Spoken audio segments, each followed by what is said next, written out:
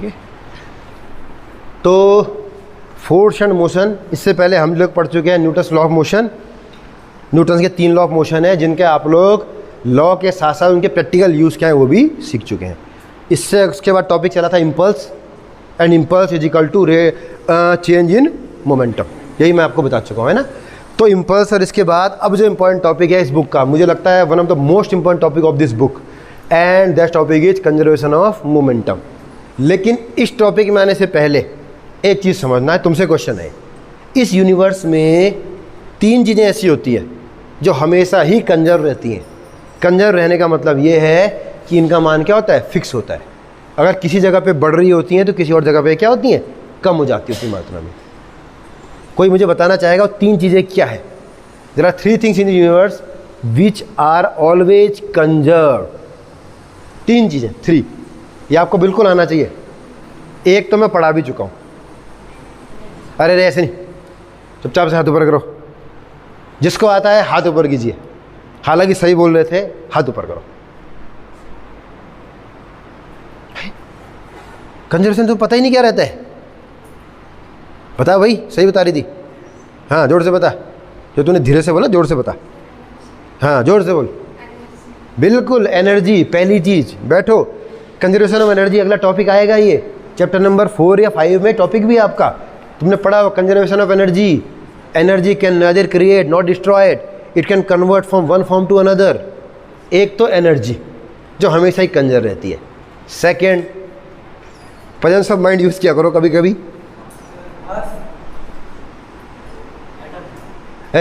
हाथ ऊपर करो। एटम, मास, और कुछ? चलो मैं ही बताता हूँ। एक तुम्हें दिखाई नहीं दे रहा ऊपर कुछ लिखा हुआ है, ये दिख नहीं रहा तुम्हें, मोमेंटम लिखा हुआ है यहाँ पे, तो ये तो यहीं से बता दो। एनर्जी और मोमेंटम तो दिखना ही चाहिए तुम्हें। सेकंड चीज़ मोमेंटम, और थर्ड चीज़ जो मैं आपको ऑलरेडी पढ़ा चुका हूँ, जब मैंने ग्रेविटेशनल फोर्स पढ़ाया था, सॉरी फंडामेंटल फोर्स में सेकंड फोर्स पढ़ाया था मैंने, चार्ज। चार्ज कैसे बनता है? Charge is form by the transferring of electrons from one atom of another. अगर एक एटम से 2 इलेक्ट्रॉन ट्रांसफर हुए तो कहीं से 2 चार्ज कम हुए, नेगेटिव चार्ज, तो कहीं पे 2 नेगेटिव चार्ज बढ़े हैं। तो ये आपको बिल्कुल याद रखना है, चाहो तो लिख भी सकते हो। There are 3 things which are always conserved in universe या in this nature. First thing is momentum, second thing is energy, and third thing is charge. बिल्कुल आना चाहिए। चार्ज, मोमेंटम और एनर्जी ये हमेशा कंजर्व रहेंगे, ठीक है। एनर्जी, जैसे कि मैंने बटन दबाया तो जितनी भी इलेक्ट्रिक एनर्जी कंज्यूम होगी यहाँ पे, उतना ही आपको मैकेनिकल एनर्जी मिल गई in the form of rotation of this fan. मैंने फिर से बटन दबाया, लाइट खोली, जितनी इलेक्ट्रिक एनर्जी कंज्यूम हुई उतनी मात्रा में आपको लाइट एनर्जी मिल गई यहाँ पे in the form of tube. Tube क्या दे रही है आपको? Light. Light is also form of energy, ठीक है। अब मोमेंटम की बात हम कर रहे हैं, जिसमें हम आ रहे हैं, ये भी 2 टाइप के होते हैं बेटा। एक तो होता है लीनियर मोमेंटम। लीनियर मोमेंटम का मतलब जबकि मोशन क्या हो, लीनियर हो, एक डायरेक्शन में हो, चाहे यहाँ से वहाँ चले, इधर चले, कहीं भी चले, एक लाइन के अलॉन्ग चले। एंड सेकेंड होता है सर्कुलर मोमेंटम या एंगुलर मोमेंटम कहते हैं, वो पढ़ोगे अगले टॉपिक में भी। तो मोमेंटम दोनों टाइप के आएंगे आपकी, और दोनों इंपॉर्टेंट है। ये भी इंपॉर्टेंट है और दूसरा भी उतना ही इंपॉर्टेंट है। तो पहले इसको समझिए, इसे बोलेंगे कंजर्वेशन ऑफ मोमेंटम, या मैं ये कह सकता हूँ कंजर्वेशन ऑफ लीनियर मोमेंटम। करूँ स्टार्टअप? लिखो, in the absence of external force, in the absence of external force, in the absence of external force, linear momentum, comma करके, linear momentum of a isolated system, linear momentum of a isolated system remains constant in the absence of external force, ठीक है। linear momentum of a isolated system is conserved या is constant, यानी कि बाह्य बल की अनुपस्थिति में, बाह्य बल की अनुपस्थिति में किसी भी निकाय या विलगित निकाय बोलते हैं जो अलग होता है, ठीक है। विलगित निकाय का जो रेखीय संवेग होता है वह हमेशा ही उसका मान नियत होता है या वह संरक्षित रहता है। कंजर्व का मतलब संरक्षित है, ना कम होगा ना ज़्यादा होगा। क्या बोला मैंने? In the absence of external force, यानी कि अगर फोर्स इज इक्वल टू 0 हो जाए तो क्या आएगा, P A is equal to P B. फिलहाल लिख देता हूँ मैं ना, या लिख दो मोमेंटम इनिशियल और मोमेंटम फाइनल। इनिशियल मोमेंटम बराबर फाइनल मोमेंटम, पहले का संवेग बाद का संवेग। किसके पहले का संवेग, टक्कर से पहले का संवेग। अब समझो यहाँ पे, अब मैं एग्जांपल समझाऊंगा आपको। संवेग का मतलब क्या होता है, माना कि दो बाइकें आ रही थी, एक बाइक इधर से आ रही थी, एक बाइक इधर से आ रही थी, दोनों बाइकें भिड़ गई आपस में। तो भिड़ने के बाद क्या होगा, टक्कर के बाद दोनों बाइकें दूसरी डायरेक्शन में क्या होगा, पीछे की ओर जाएंगी, क्योंकि न्यूटन का थर्ड लॉ कहता है जितना फोर्स एक बॉडी दूसरे पे लगाएगी दूसरी भी उतना ही पहले पे लगाएगी, तो दोनों पीछे जो जाएंगी, ठीक है, उनका जो मोमेंटम होगा, यानी कि टक्कर के बाद का मोमेंटम, वह टक्कर से पहले के मोमेंटम के बराबर होगा। यानी कि momentum before collision is equal to momentum after collision. तो अब हम एग्जांपल की सहायता से समझेंगे, ये प्रूफ करने को आता है, समझिए। कोई दो बॉडी है, लेट ये बॉडी है ए और दूसरी बॉडी है बी, ठीक है। A body momentum P A के साथ इस डायरेक्शन में जा रही है जहाँ पे एरो है, जबकि B body P B momentum के साथ उसके अपोजिट डायरेक्शन में आ रही है, आमने सामने से दोनों आ रही है। दोनों आई, एक कोलिजन हुआ, बहुत कम टाइम के लिए कोलिजन हुआ, लेट मान के चलिए कि डेल्टा टी टाइम के लिए दोनों के बीच टक्कर होती है, धड़ाम से कोलिजन होता है। और कोलिजन के बाद बॉडी ए गई पीछे की तरफ पी डैश ए मोमेंटम से, जबकि बॉडी बी जो है वो पीछे की ओर गई पी डैश बी मोमेंटम से, है ना। ये टक्कर से उधर ही तो जाएगी पीछे, है ना। ड्यूरिंग दिस कोलिजन, जब ये कोलिजन हो रहा था तो बॉडी ए ने बी पर फोर्स लगाया, that is F A B, लिख दो इसे, एफ ए बी, जो ए ने बी पर लगाया, डायरेक्शन ये, ठीक है। थर्ड लॉ कहता है न्यूटन का कि बॉडी बी भी उतना ही फोर्स लगाएगी उस पर पहले पे, तो इसने भी फोर्स लगाया, जबकि बॉडी बी ने ए पे फोर्स लगाया, एफ बी ए, लिखिए सब। तो ये सारा का सारा है जो आपको एक दो लाइनों में उतारना है, है ना। तो there are two bodies named A and B, ठीक है। मोमेंटम बिफोर कोलिजन, ठीक है, P A and P B, and after collision this becomes P dash A and P dash B respectively, ठीक है। The time of collision delta T, very small time, and during collision force F A B and F B A, ठीक है, is exchange, मतलब कि दोनों ने एक दूसरे पर क्या किया, लगाया। अगर ऐसा है तो लिखो by Newton second law of motion, सीधे लिखो बाई न्यूटन्स, ये तो लिख दोगे ना एक दो लाइन में जो मैंने बताया, ये एक दो लाइन में आपको खुद से लिखना है। देखो by Newton's second law of motion, Newton's के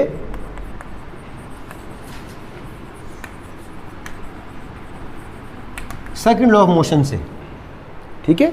अब समझना, इतना लिख दिया। देखो फॉर बॉडी बी, पहले बी की बात कर लेता हूँ, बॉडी बी की बात कर रहे हैं, second law of motion B पे लगाऊंगा। अब बॉडी बी पे मतलब इस बॉडी पे, देखो इसका पहले संवेग था पी बी, बाद में रहा पी डैश बी, और जिस फोर्स ने चेंज किया वो था एफ ए बी, तो यानी कि P dash B minus P B upon delta T बराबर फोर्स एफ ए बी, यही तो है। बॉडी बी पे लगा फोर्स एफ ए बी, बाद का मोमेंटम माइनस पहले का मोमेंटम और टाइम ऑफ कोलिजन, लिख दीजिए, ठीक है बेटा। चाहो तो इसे इक्वेशन 1 मान लो। इसी प्रकार फॉर बॉडी ए बॉडी के लिए फोर्स लगा एफ बी ए, जिसने कि P dash A minus P A upon time is delta T is equal to F A B, लिख लीजिए। सॉरी ए बी हो चुका है तो एफ बी ए, बिल्कुल सही, एफ बी ए जो बॉडी पर लग रहा है, बिल्कुल एफ बी ए, ठीक है। तो लिखिए, गर्मी यार, चाहो तो इसे इक्वेशन 2 मान लो, Newton second law of motion. Clear? अभी तक कोई समस्या? आगे बढ़ूं? अब हम लोग जानते हैं कि न्यूटन्स का थर्ड लॉ ऑफ मोशन ये कहता है कि एफ ए बी और एफ बी ए के मान क्या होंगे, बराबर, इक्वल एंड अपोजिट रिएक्शन। तो लिखो उसके बाद दोबारा से बाई मिटा दूं, देखो by Newton's third law of motion. Now third law of motion, by Newton's third law of motion. Newton के थर्ड लॉ से एफ ए बी की वैल्यू जो होगी वह होगी बराबर माइनस एफ बी ए के. साइन माइनस का आएगा क्योंकि दोनों की डायरेक्शन क्या है, अपोजिट. इतना clear. Put the values from equation 1 and 2. Put the values from equation 1 and 2 we get. यानी कि समीकरण 1 और समीकरण 2 से इन दोनों के मान को रखने पर, तो मैं मान रखने जा रहा हूं. एफ ए बी का मान था P dash B minus P B upon delta T is equal to minus में आ जाएगा पी डैश ए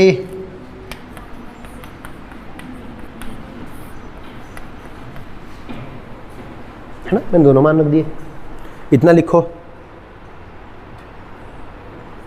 इतने में कोई दिक्कत है तो बताइए. ये क्लियर. डेल्टा टी यहाँ भी है, डेल्टा टी यहाँ भी है, तो कैंसिल आउट हो गए. और हम जानते हैं कि जब माइनस का साइन बाहर होता है तो अंदर के सभी साइन जो होते हैं वो क्या होते हैं, चेंज हो जाते हैं. अगर ब्रैकेट खोल दूंगा तो साइन चेंज हो जाएंगे. तो मैं लिखने जा रहा हूँ पी डैश बी तो वैसे ही रहेगा, माइनस पी भी वैसे ही रहेगा, इज इक्वल टू ये उलट जाएगा तो ये आ जाएगा माइनस पी डैश ए और प्लस पी ए. बिल्कुल चिन्ह बदल गए. ये प्लस में था माइनस हो गया, माइनस का प्लस हो गया. ठीक है. अब डैश डैश वाले एक तरफ ले आते हैं हम लोग और बिना डैश वाले एक तरफ. तो लास्ट में हमारा जो मिलेगा वो हमें मिलेगा P A plus P B is equal to P dash A plus P dash B. इसे लगाइए एक बॉक्स के अंदर सीधे. लिखो जी.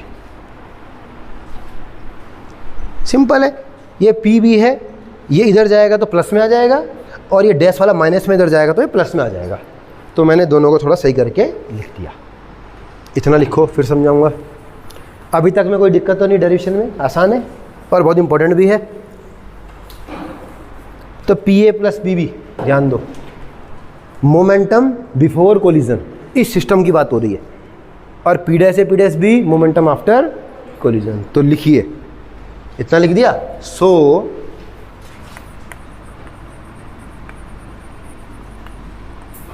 Because momentum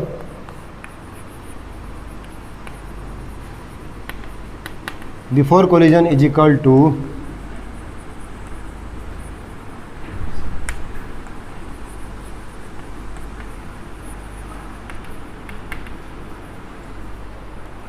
because momentum before collision is equal to momentum after collision, so that we can say क्या आ जाएगा, momentum is conserved. जितना पहले था उतना ही बाद में रहा तो मोमेंटम क्या रह गया, संरक्षित रह गया. लिखिए. ठीक है. So we can say that momentum is conserved. बस. So this have to prove this the conservation of momentum. Important बहुत पूछता है, लगभग हर साल नहीं तो एक साल छोड़ के तो पूछता है. तो बहुत इंपॉर्टेंट क्वेश्चन. एक बार देखिए, कोई दिक्कत तो नहीं इसमें. चलो एक ब्रेक लिया जाए.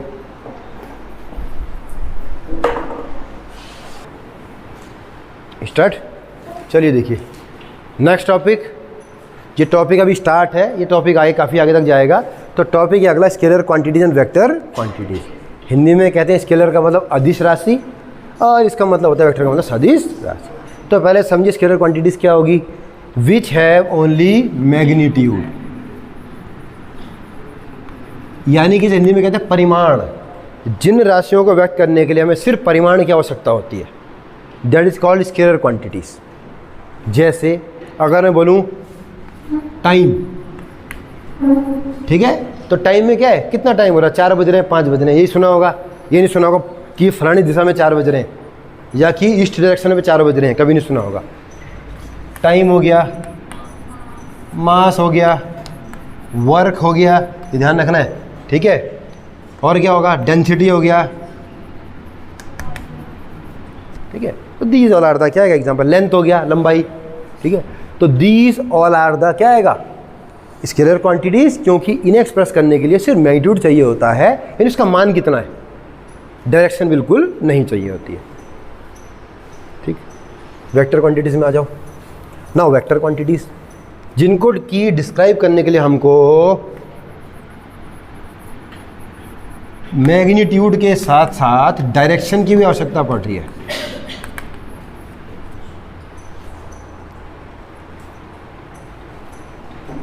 यानी दिशा भी चाहिए, ऐसी राशियों को बोलते हैं सदिश राशि, नाम से पता रहा सदिश, दिशा के साथ, अदिश दिशा के बिना। जैसे डिस्प्लेसमेंट,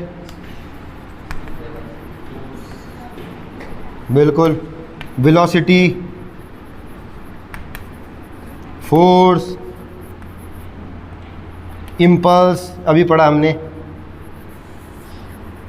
मोमेंटम, ठीक है। दीज ऑल, इन सब में क्या होता है, आपको डायरेक्शन भी चाहिए होती है। फोर्स लग तो रहा है पर इसकी डायरेक्शन में लग रहा है, ये भी इंपॉर्टेंट आपके लिए बन जाता है, ठीक है। अगला टॉपिक पे आओ। अब लिखो टाइप्स ऑफ, या टाइप्स ऑफ से पहले एक चीज़ समझो। अब वेक्टर क्वांटिटी जो होती है उसको हम कैसे दिखाते हैं पहले समझ लो थोड़ा सा, है ना। तो वेक्टर क्वांटिटी जो होती है, लिख देता हूँ पहले मैं,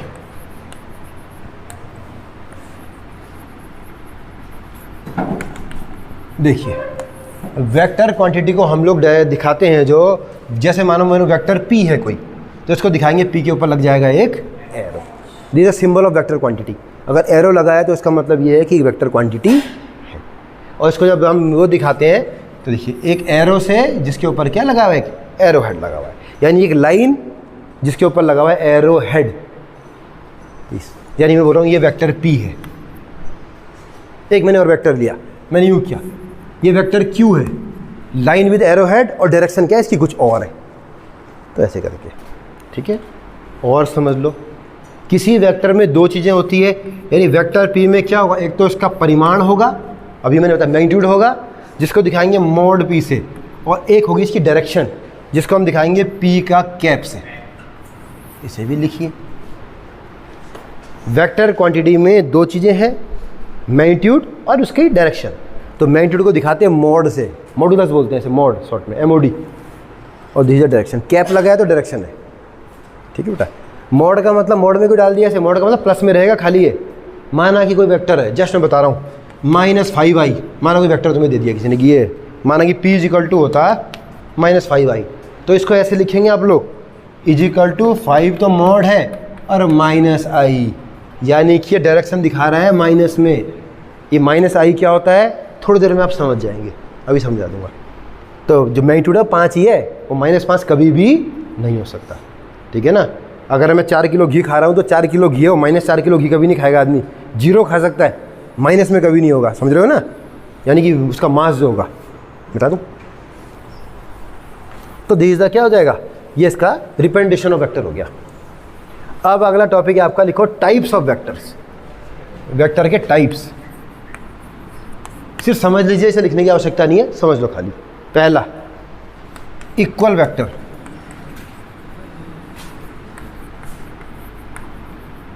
इक्वल वेक्टर का मतलब अगर दो वेक्टर ऐसे हैं जिनका कि मैग्नीट्यूड भी सेम है और डायरेक्शन भी सेम है, that is called equal vector.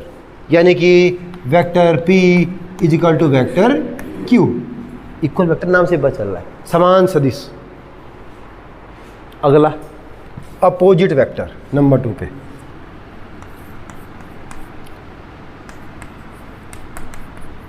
Opposite vector या नेगेटिव वेक्टर भी कई जगह तुम देखोगे इसे। अपोजिट वेक्टर में इनके क्या है, दोनों के दोनों परिमाण तो सेम है लेकिन डायरेक्शन क्या है, विपरीत है। अपोजिट वेक्टर, ठीक है। अगला आ जाओ। अब अगला जो तीसरा वाला है इसको ध्यान से देखना, अब ये इंपॉर्टेंट क्वेश्चन बनता है, इसे ध्यान से समझो, और इसको तो तुम्हें लिखना भी है और समझना भी है ठीक से। अगला वेक्टर नंबर 3 पे जो है that is unit vector, very important. एकांक सदिश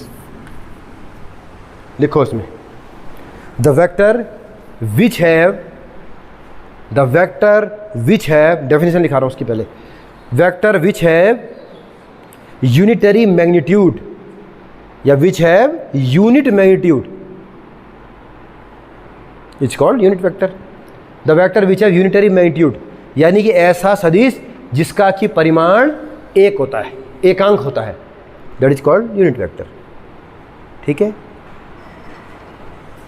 समझो।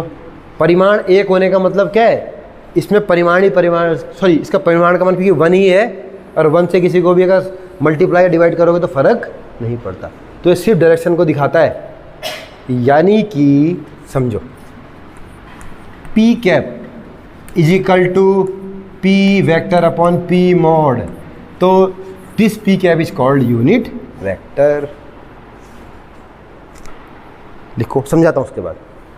अब ये बताया था ना मैंने तुम्हें, vector p is equal to कोई वेक्टर बराबर उसका क्या मैग्नीट्यूड और डायरेक्शन, तो सिर्फ डायरेक्शन ही डायरेक्शन को जो बताएगा that is called unit vector. क्योंकि अगर मैं वेक्टर से उसके मैग्नीट्यूड को भाग दे दूंगा तो क्या बचेगा, सिर्फ डायरेक्शन। तो ऐसे वेक्टर को बोलते हैं हम यूनिट वेक्टर, या कुछ बुक्स में तुम्हें ऐसा ही मिलेगा, unit vector is the ratio of vector upon क्या जाएगा, मॉडुलस ऑफ वेक्टर या मैग्नीट्यूड ऑफ वेक्टर। ठीक है, इतना क्लियर। यानी कि ये वेक्टर सिर्फ डायरेक्शन को बताएगा। अब समझो इंपॉर्टेंट क्यों है ये आपका। आप लोगों को ये पता होगा कोऑर्डिनेट ज्योमेट्री, अगर किसी ने नाम सुना होगा तो कोऑर्डिनेट ज्योमेट्री में क्या होता है, हम किसी भी जगह को, जैसे मान लो इस जगह की, इस कमरे की बात करूँ, इस कमरे को हम लोग मान सकते हैं ये कमरा 3 एक्सेस में चल रहा है। अगर मैं उस पॉइंट को ओरिजिन मान लूँ, वो जो दरवाजा है, ऊपर वाली मान लो y, इसको मान लो x, और तुम्हारी तरफ जा रही है वो z, 3 डायमेंशन। इसे मान लें x axis, this is y axis, this is z axis. ये तीनों इसमें परपेंडिकुलर है। x y तो ठीक है, z इधर नहीं है, z तुम्हारी तरफ है, यूँ वो बुक में बन नहीं सकता इसलिए बना रहे, z कहाँ है, तुम्हारी तरफ। समझ रहे हो ना। तो x का यूनिट वेक्टर जो होता है इसको दिखाते हैं हम लोग स्मॉल i कैप से, y का जो यूनिट वेक्टर होता है इसे दिखाते हैं स्मॉल j कैप से, जबकि इसके वेक्टर को दिखाते हैं स्मॉल k कैप से। क्योंकि तुम्हें अब जो क्वेश्चन मिलने वाले हैं वो सारे आईज और के फॉर्म में मिलेंगे, इसलिए इसकी इंपॉर्टेंस बहुत ज़्यादा बढ़ जाती है। And all of these are unit vectors. लिखिए पहले, अगर मैंने ये कहा लेट समझो p is equal to 2j cap, इसका मतलब ये कहाँ पे होगा, y एक्सेस में 2 वैल्यू इसकी होगी। क्लियर। मैंने थोड़ा सा और टफ किया, p is equal to 3i plus 2j। अब ये कहाँ पे लाई करेगा, समझो ना। देखो y तो 2 ही रखा हुआ, अब इसमें 1 2 3, ये 3 यहाँ पे, चलो ये 3 हो गया, इसको इधर बढ़ाएंगे, इसको इधर बढ़ाएंगे, तो ये कहीं इसकी पोजीशन होगी। दोनों को फिर मिलाएंगे भी तो आपस में, है ना, तो यहाँ पे कहीं लाई करेगा। थोड़ा सा और टफ करते हैं। अब मैंने इसी में जोड़ दिया प्लस 4k, समझ रहे हो। इसकी पोजीशन बताओ कहाँ पे होगी, तो 2 3 तो क्लियर है, इसमें चलेगा 1 2 3 4, तो ये 4 यहाँ पे चला, माना कि ये डिस्टेंस है 4। अब इसको इधर बढ़ाओगे, ये भी थोड़ा सा ऊपर बढ़ेगा, तो कहीं लेट ऐसे मिलेगा यहाँ पे कहीं, तो यहाँ पे कहीं इसकी पोजीशन ये यहाँ कहीं बन रही होगी पोजीशन। नहीं समझ रहे हो, समझो। पहले तो इस बोर्ड के अंदर थी, अब ये पोजीशन थोड़ी सी ऊपर ऐसे आ जाएगी। के तो इधर की तरफ है ना, वो तो बन नहीं पा रहा है इसमें। के एक्चुअली ये है, मान लो ये पोजीशन है, यूँ चला 4 गिनो 1 2 3 4, ये पोजीशन है, 3 डायमेंशन। समझ रहे हो, यहाँ पे था 4, आगे चलो 1 2 3 4, यहाँ पे पोजीशन है इसकी। समझ में आ रहा है ना, ऐसे पोजीशन निकालते हैं। अब माना उसने तुम्हें घुमाया, उसने कहा जी ये तो -4 है, अब कहाँ है पोजीशन, ये तो ठीक है इतना पीछे की ओर। अगर के तुम्हारी तरफ है तो -k कहाँ होगा, तुम्हारे पीछे की तरफ। जैसे कि अगर y ऊपर की ओर है j, तो -j कहाँ जाएगा, उल्टा कर दो इसे, इधर कहीं पे जाएगा, ये -j हो जाएगा। समझ रहे हो ना। तो ऐसे करके निकालना होता है आपका। यानी कि अगर कहीं भी तुम्हें समझना पड़ेगा, अगर मैंने तुम्हें सिर्फ ये दिया कि -4k, तो अपने आप ही समझ जाना कि z डायरेक्शन में कितना है, -4 का मतलब z के उल्टे में 4 चलना पड़ेगा। समझ रहे हो। तो इसलिए वेरी इंपॉर्टेंट है यूनिट वेक्टर, और ये पूछता भी है आपसे कई बार, सिर्फ यूनिट वेक्टर ही पूछा आता है कई बार आपसे। इसे देख लो, ये अलग से इंपॉर्टेंट टॉपिक है। आगे बढ़ूँ, चलिए देखिए अगला आता है आपका फिर एक लिख लो, नंबर 4 को इनिशियल वेक्टर लिख लो।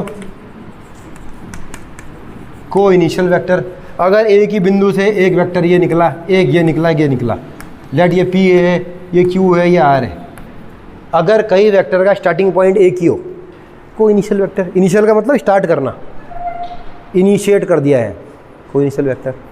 कोलिनियर वेक्टर,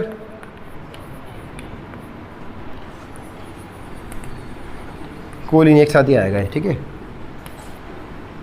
एक लाइन, जब सारे के सारे वेक्टर एक ही लाइन में चल रहे होते हैं, that is called collinear vector, एक ही लाइन के लॉन्ग चल रहे हैं, बट इनका मैग्नीट्यूड क्या है, अलग अलग है। अगर मैग्नीट्यूड सेम हो जाए तो इक्वल वेक्टर बन जाएंगे। डायरेक्शन सेम है बट मैग्नीट्यूड सेम नहीं है, कोलिनियर। मैग्नीट्यूड सेम हो गया तो इक्वल वेक्टर में आ जाएगा फिर, ठीक है। एक कभी कभी जीरो वेक्टर ही पूछ लेता है आपसे कई बार, 6 जीरो वेक्टर। जीरो वेक्टर का मतलब जिसमें मैग्नीट्यूड होता ही नहीं है, वेक्टर विच है जीरो मैग्नीट्यूड। जीरो यूनिट तो एक था, ये जीरो। जीरो का मतलब क्या होगा, माना कि मैं खड़ा हूँ, मैं यूँ घूम के वहाँ से घूम फिर के आया, यहीं पे दोबारा खड़ा हो गया, तो डिस्प्लेसमेंट मेरा कितना है, जीरो। डिस्प्लेसमेंट वेक्टर कितना होगा, जीरो। क्योंकि डायरेक्शन तो भाई तुम कहीं ना कहीं दिखा दोगे, लेकिन जब मैग्नीट्यूड ही नहीं है तो क्या डायरेक्शन का हो जाएगा, तो जीरो हो जाएगा आपका, ठीक है। बेटा अब समझो थोड़ा समझने वाली चीज़ें। ये तो हो गया वेक्टर का इंट्रोडक्शन। अब वेक्टर में तुम्हें करना क्या होता है, देखिए वेक्टर क्वांटिटी में हम करेंगे एडिशन वेक्टर्स का, सब्सट्रैक्शन, मल्टीप्लिकेशन और डिवीज़न। हालांकि सब्सट्रैक्शन और डिवीज़न ना किया जाता है ना कोई पूछता है। मेन इसमें एक तो एडिशन करना, वेक्टर को आपस में जोड़ना, और एक इम्पॉइंट होता है आपका मल्टीप्लिकेशन ऑफ वेक्टर। तो ये दो चीज़ें हम अगले कुछ टॉपिक्स में पढ़ने वाले हैं। तो एडिशन की मैं स्टार्ट करवा रहा हूँ अभी आज। आगे एडिशन में पैरेललोग्राम लॉ आएगा, वेरी इंपॉर्टेंट, जो पूरा डेरिवेशन है, और मल्टीप्लिकेशन तो आगे इंपॉर्टेंट है ही। तो पहला टॉपिक अब जो है that is addition of vector.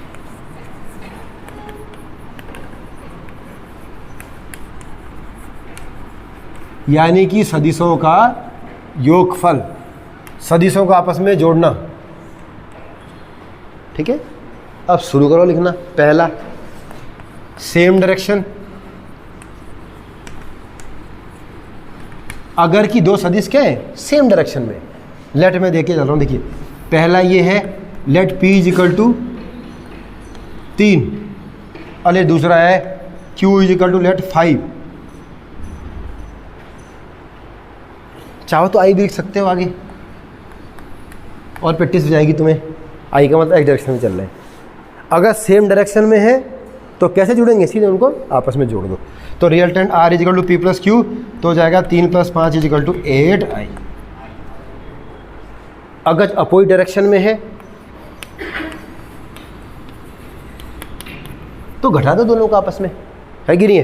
तो ये हो जाएगा R is equal to P minus Q।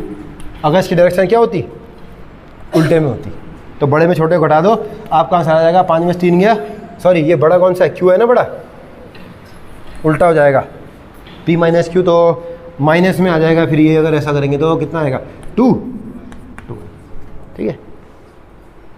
अगर डायरेक्शन में उधर की ओर मान रहा हूँ तो -2i का मतलब ये भी इधर था, बड़ा वाला क्या है, इधर की ओर है ना।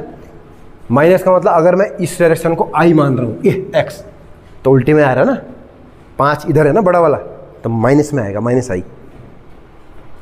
ये क्लियर। सेम है तो जोड़ दो, अपोजिट जोड़ो, घटा दो, ये तो आपको आता है। आगे बढ़ो। अब लॉ शुरू होता है आपका, अगर ये किसी एंगल पे है तो क्या, उसके भी फिर 3 नियम आते हैं आपके। अब लिखो एट सम एंगल,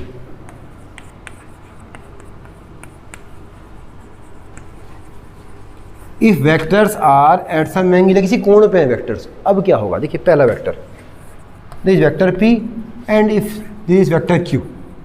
अब दो वेक्टर हैं, ये किसी कोण पर है, तो ऐसे में बताइए कि इन्हें कैसे जोड़ेंगे। बहुत ही आसान है, इनको एंगल के साथ लिख दो। ऐसे P है, इसको वैसे ही रख दो, और पहले के हेड से दूसरे के टेल को जोड़ो। मैं इसे टेल मान रहा हूँ, सेम उसी एंगल के साथ। दिस वेक्टर Q, ठीक। तो हमें लिखना कैसे, पहले के हेड से दूसरे के टेल को जोड़ो, और जो रिजल्टेंट आएगा वो पहले के जो एंड पॉइंट है, टेल है, उससे दूसरे के लास्ट वाले पॉइंट को जोड़ दो दिस। तो this is R is equal to P plus Q. लिखिए, सारा वेक्टर है।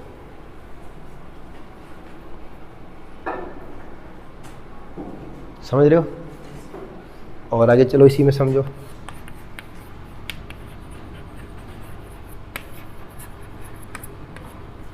इतना समझे?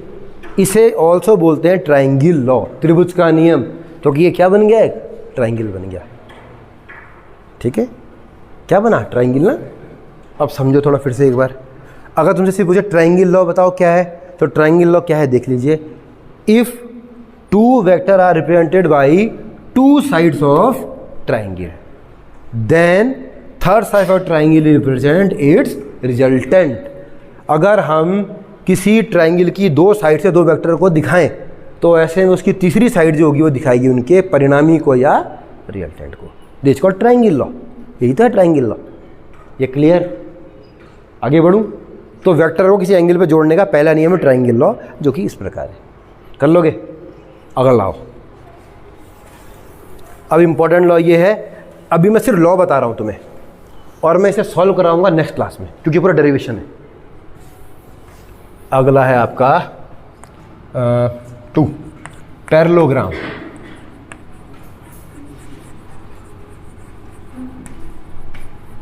यानी कि पैरेललोग्राम का नाम सुने? पैरेललोग्राम का समांतर चतुर्भुज, जिसकी आमने सामने की जो भुजाएं होती हैं वो क्या होती हैं? बराबर भी होती हैं और एक ही डायरेक्शन में होती हैं। जैसे मैं एक फिगर बना के दे रहा हूं आपको, अबे देख लेना यार, थोड़ा सा मेरे लाइनें उतनी सही नहीं बनती मेरे से।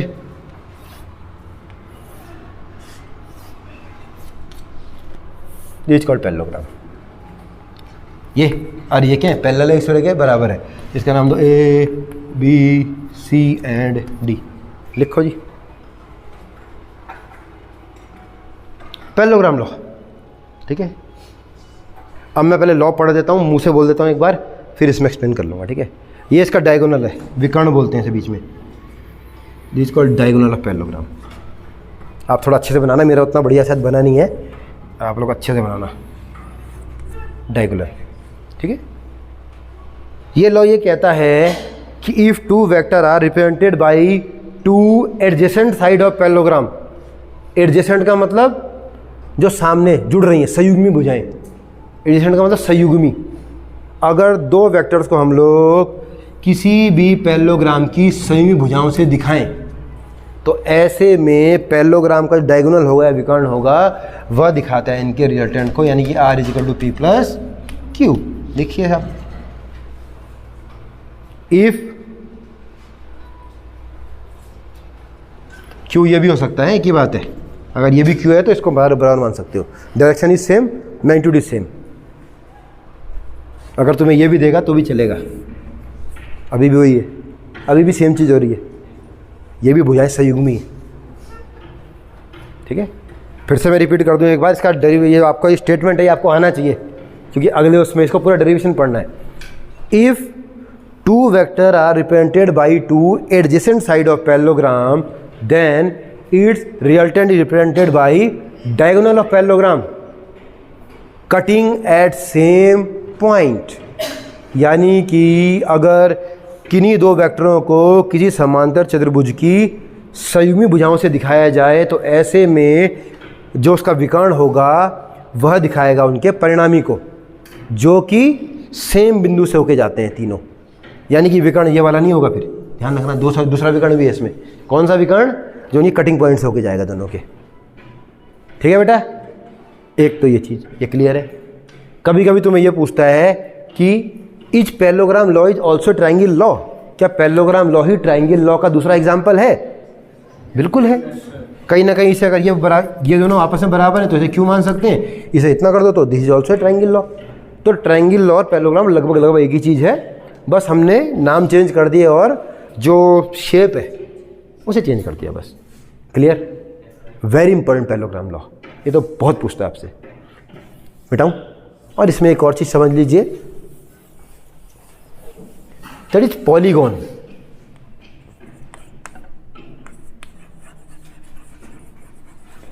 पॉलीगॉन लॉ, बहुभुज, पॉलीगॉन का मतलब बहुभुज, बहुभुज का नियम, ठीक है।